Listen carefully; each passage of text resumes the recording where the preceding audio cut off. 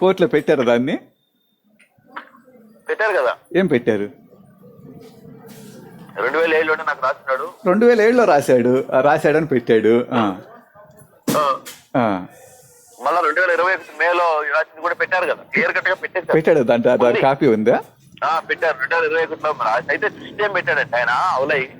నేను చెప్పాను కదా, భద్రయ్యకి సలహాదారు సరిగా లేక నేను దిగిన ఇంటికిన ఫిబ్రవరి 10 ఫిబ్రవరి 25 దిగిన ఖచ్చితంగా ఆ వీలునామా లైవ్ లో ఉండేది.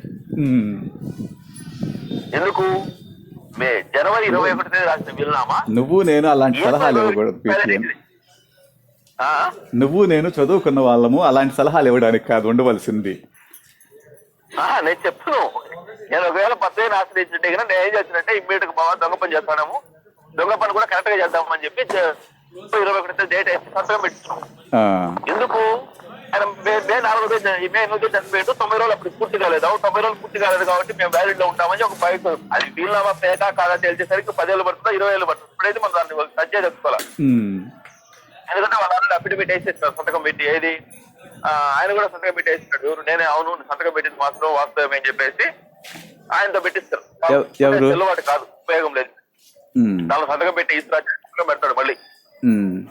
లేదా బ్రహ్మము సంతకం పెట్టినట్టున్నాడు. ఇవన్నీ మనం దూరికి గెలుచుకోవడం ఎందుకు, వదిలేద్దాం. దాని గురించి మేము కూడా తెలుసుకోవాలి.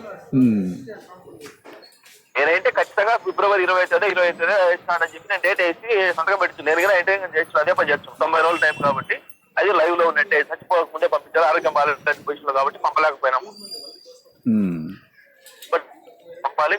90 రోజులు కాలేదు, అది లోపల చచ్చిపోయింది. ఏం చేయమంటారు అది వాయిదా వేసి తగిన ఖచ్చితంగా మీకు జీరో అయిపోతా. అది వ్యాలిడిటీ కాదు. ఆయన డేట్ ముందు ఏంటిగా ఖచ్చితంగా వ్యాలిడిటీ. ఇదే వర్షం గవర్నమెంట్ చెప్తుంది. అసలు ఈ సలహా ఇచ్చింది గొడ్లవేటి సుబ్రహ్మణ్యమేనా? సలహా ఇచ్చింది ఇంక వేరే వాళ్ళ? గొడ్లవేటి సుబ్రహ్మణ్యం నాకు ఇచ్చే పచ్చిగా మాట్లాడినా. ఏ నా కొడుకు సలహా ఇచ్చిండో ఈ డేట్ కింద మార్చి మేము ఇరకపోదు మే అన్నా. అవునా ఏమి అన్నాడు. అది డేట్ 90 రోజులు దాటిపోయింది, చల్లదు కదా అన్న. అవునా అబ్బా అన్నాడు. అంటే అర్థం ఏమని అర్థం? ఫేక్ వీలునామా అని చెప్పినట్టు వీలునామా నాకు చూపించాడు. చూపించిన ఆయనే గొడ్డు విడిచి చూపించి ఇది పరిస్థితి వీలునామా ఉంది. నాకేమో చూడగానే అంతా బాగుంది కానీ బాబా ఈ డేట్ ఒక్కటి బాగాలేదు. డేట్ కింద బాగుండే నాకు సలహా ఇచ్చిండో ఈ డేట్ బట్టి ఇరకపోదాము, సమస్య వచ్చేది. ఇప్పటికైతే ఇది చల్లదు అని చెప్పిన. అందుకనే అతుకున్నాడు. లేకపోతే ఆయన నేను సూపర్ ఇది బ్రహ్మాండంగా ఉంది, తెలుసు ఇదే బా అనేది పోయింటే భద్రయ్యకు బలం పెరిగేది. ఆపకకు పోయేవాడు. నేను అప్పట్లోనే ఆరంభంలోనే కట్ చేసేసిన ఇది చల్లదు, ఇది వేస్ట్.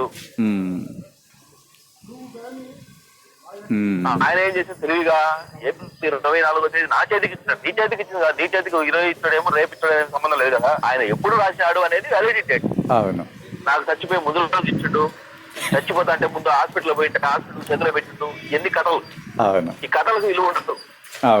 కాబట్టి భద్రయ్య వెళ్ళినామా ఒకవేళ ఒరిజినల్ అని అయినా కూడా మన ప్రపోజ్ అవసరం. ఎందుకంటే ఆటోమేటిక్ గా అది ఇన్వాల్వ్ అయిపోయింది. 90 days లో పంపలేదు, అది క్లియర్. 90 days లో పంపలేదు కాబట్టి అది జీరో. మీకు అప్రూవల్ కాదు కాబట్టి మీ జీరో అనే ఒక ప్రపోజల్ మేము అనుకుంటున్నాం. అది ఇంకా తెగాలి, మీ తెగాలి. అదైతే తెగిపోయింది. భద్రయ్య అయితే జీరో ఏం లేదు. అవును, భద్రయ్య ఏం లేదులే. భద్రయ్యది జీరో. భద్రయ్య వీలునామా జీరో. అవును, కానీ అది లాస్ట్ కాబట్టి మీ ఇన్వాలిడ్ అయిపోయింది. అట్ ది సేమ్ టైం మీది అప్రూవల్ కాలేదు. అవును, అది మా లెక్క. గవర్నమెంట్ లెక్క కూడా అదే.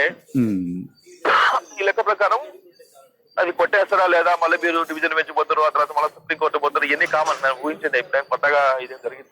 అవును, అసలు డివిజన్ పెంచుకెళ్తే ఇప్పుడు భద్రయ్య వీలునామా అనేది పెట్టినప్పుడు ఆ వీలునామాని ఇప్పుడు సివిల్ కోర్టుకు